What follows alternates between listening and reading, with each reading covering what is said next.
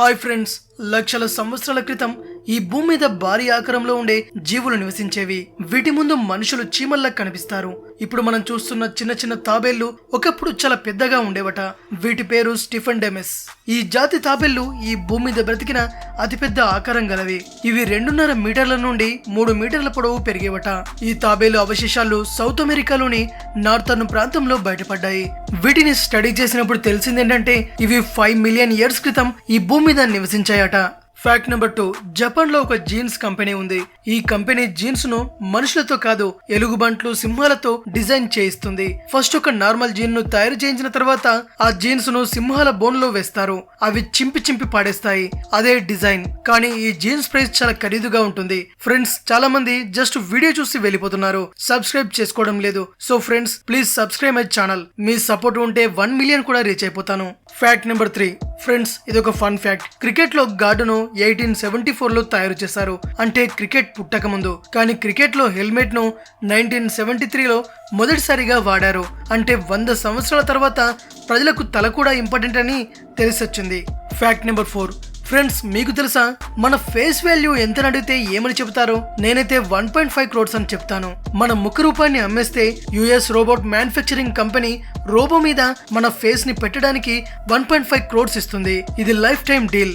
అలాగే మన వాయిస్ ని కూడా ఇస్తే ఇంకా ఎక్కువ డబ్బులు ఇస్తారు. ఈ రోబోలను హోటల్ అండ్ ఎయిర్లైన్స్ లో రిసెప్షనిస్టులుగా వాడతారు. ఫ్యాక్ట్ నెంబర్ 5, ఫ్రెండ్స్, గుర్రం చాలా వేగంగా పరిగెత్తే జంతువు. ఎందుకు కాదు?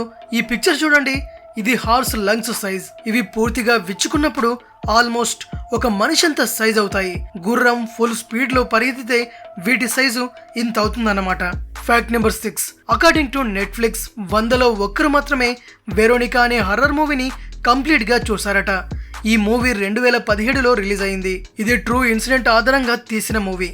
చాలా మంది ఏమని చెబుతారంటే ఇది ఇప్పటి వరకు ఉన్న హర్రర్ మూవీస్ లోనే మోస్ట్ స్కేరియస్ట్ మూవీ అని. ఫ్యాక్ట్ నెంబర్ 7, ఫ్రెండ్స్, మీరు ఒక జాబ్ ఇంటర్వ్యూకి వెళ్తే అక్కడ మీకు వాటర్ ఆఫర్ చేస్తే తీసుకోవాలి. ఎందుకంటే ఇంటర్వ్యూలో ఏదైనా టఫ్ క్వశ్చన్ అడిగితే కొంచెం వాటర్ తాగి ఆన్సర్ ఇవ్వచ్చు. దీనివల్ల మీ పర్సనాలిటీ కూడా చాలా బాగా కనిపిస్తుంది.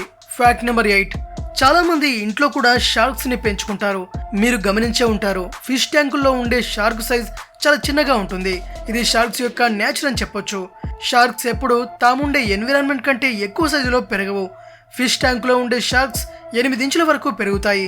అవే సముద్రంలో ఉండే షార్కులు 8 ఫీట్ల కంటే ఎక్కువ సైజు పెరగలవు. ఫ్యాక్ట్ నెంబర్ 9, రీసెంట్గా పెట్రోల్ రేట్లు మన దేశంలో ఎంతగా పెరిగాయో మనందరికీ తెలుసు. కానీ పాకిస్తాన్లో రీసెంట్గా చక్కెర రేటు పెట్రోల్ కంటే ఎక్కువగా పెరిగిందంటే నమ్ముతారా?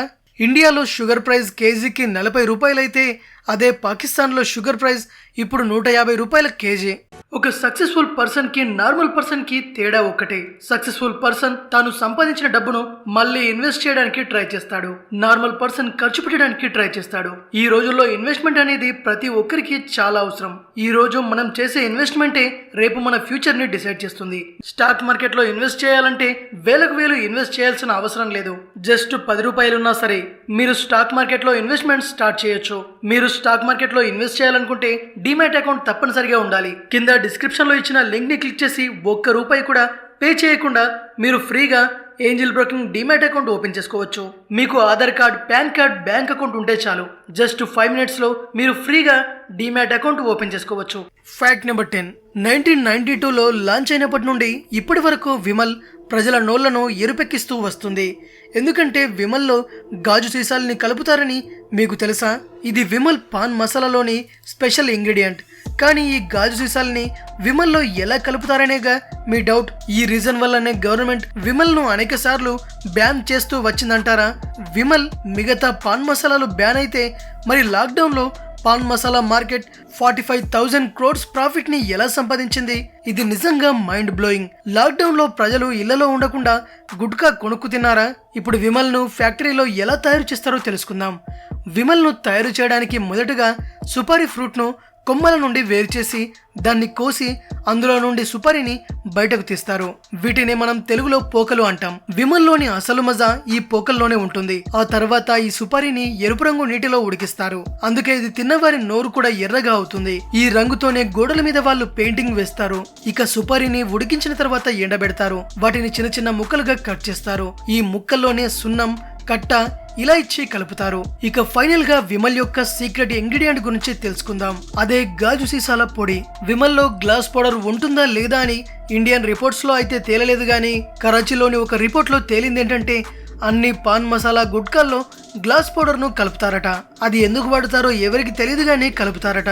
గ్లాస్ పౌడరే కాకుండా విమల్ మరియు మిగతా పాన్ మసాలాల్లో నికోటిన్ ఉంటుంది. ఇది ఎప్పుడైతే మనిషి నోట్లో ఉన్న సలైవాతో మిక్స్ అవుతుందో మత్తెక్కడం స్టార్ట్ అవుతుంది. అదే మత్తు వారి ప్రాణాలను తీస్తుంది. ఎందుకంటే ఇండియాలో 30-40% క్యాన్సర్ డెత్స్ ఓరల్ క్యాన్సర్ వల్లే జరుగుతున్నాయి. పాన్ మసాలాలో ఉండే నికోటిన్ వల్లే నోటి క్యాన్సర్ వస్తుంది. అందుకే 2019లో national tobacco testing laboratories, ministry of health and family welfare, NICPR కలిసి 15 పాన్ మసాలా బ్రాండ్లను నికోటిన్ టెస్ట్ చేసినప్పుడు రిజల్ట్ పాజిటివ్ అని వచ్చింది.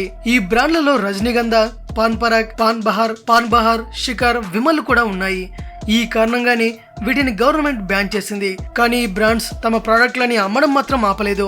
రివర్స్ లో ఈ బ్రాండ్లు తమ పాన్ మసాలాలో ఉండే ఇంగ్రీడియంట్స్ గురించి చెప్పకుండా నికోటిన్ ఫ్రీ అని అమ్ముతున్నాయి. విమల్ లాంటి పాన్ మసాలా బ్రాండ్స్ యొక్క అడ్వర్టైజ్మెంట్లు చూసి గవర్నమెంట్ ప్రజలు మోసపోతున్నారు. ఒక రిపోర్టు ప్రకారం పాన్ మసాలా అడ్వర్టైజ్మెంట్ ను 2 టీవీ ఛానల్స్ లో వేయడానికి అయ్యే కాస్ట్ వాటి యాన్యువల్ ఇన్కమ్ లో 3.8% ఉంటుంది. అంత ఖర్చు పెట్టి మరి టీవీల్లో యాడ్స్ ఎందుకు వేయించుకుంటున్నారు? బ్రాండ్స్ పాన్ మసాలాను అమ్మడానికి అడ్వర్టైజ్మెంట్స్ కోసం ఇంతెందుకు ఖర్చు పెడతాయి? విమల్ నే తీసుకోండి. అజయ్ దేవ్గన్ దీని బ్రాండ్ అంబాసిడర్.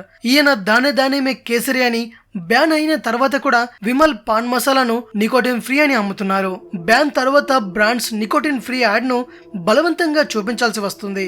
అందుకే పాన్ మసాలాను మౌత్ ఫ్రెషనర్ అని అమ్ముతున్నారు. కానీ విమల్ తినే వారికి బాగా తెలుసు దాని రుచి నికోటిన్ లోనే ఉంటుందని. ఇక్కడ మార్కెటింగ్ స్ట్రాటజీ ఏంటంటే విమల్ ఇచ్చే ప్రతి యాడ్ లో విమల్ ఇలాచీనే చూపిస్తారు, విమల్ గుట్కాని కాదు. పాన్ షాపుల్లో కస్టమర్స్ కి మౌత్ ఫ్రెషనర్ తో పాటు ఆ బ్రాండ్ యొక్క పాన్ మసాలా ఈజీగా దొరుకుతుంది. దీన్నే సరోగేట్ అడ్వర్టైజింగ్ అంటారు. అందుకే FSSAI పాన్ మసాలా ప్యాకెట్స్ పైన 50% వార్నింగ్ ఉండాలని నిర్ణయించింది. ఇక్కడ ప్రశ్న ఏంటంటే మ్యానుఫ్యాక్చరర్స్ నిజంగానే గవర్నమెంట్ కళ్ళుగప్పి ఇదంతా చేస్తున్నారంటారా? కాదు. ఎందుకంటే FSSAI food safety and standard packaging and labelling regulations 2011 section 30 and 31 ప్రకారం అన్ని pan masala brands surrogate advertisement చేసుకునే అవకాశం కల్పించారు. మరి గవర్నమెంట్ వీటన్నింటినీ పూర్తిగా ఎందుకు బ్యాన్ చేయదు అంటారా? 2020 లెక్కల ప్రకారం గవర్నమెంట్ కు పాన్ మసాలా సిగరెట్స్ నుండే 2,000 కోట్ల ఆదాయం వచ్చింది. 1,000 కోట్లలో గవర్నమెంట్ కు ఆదాయం వస్తున్నప్పుడు గవర్నమెంట్ వీటన్నింటిని ఎందుకు బ్యాన్ చేస్తుంది? ఇవి ప్రాణానికి హాని అని చెప్పినా తినేవాళ్ళు మాత్రం ఆగడం లేదు. ఈ సిచ్యువేషన్ ఎప్పుడు చేంజ్ అవుతుందో తెలీదు. ప్రజలే మారాలి. వారి హెల్త్ పై వారే కేర్ తీసుకోవాలి. ఇదండి ఫ్రెండ్స్, ఈ వీడియో కనుక మీకు నచ్చినట్టయితే లైక్ చేయండి, షేర్ చేయండి. మరిన్ని ఇంట్రెస్టింగ్ వీడియోస్ కోసం తెలుగు బ్రెయిన్ ఛానల్ ని సబ్స్క్రైబ్ చేసుకోండి.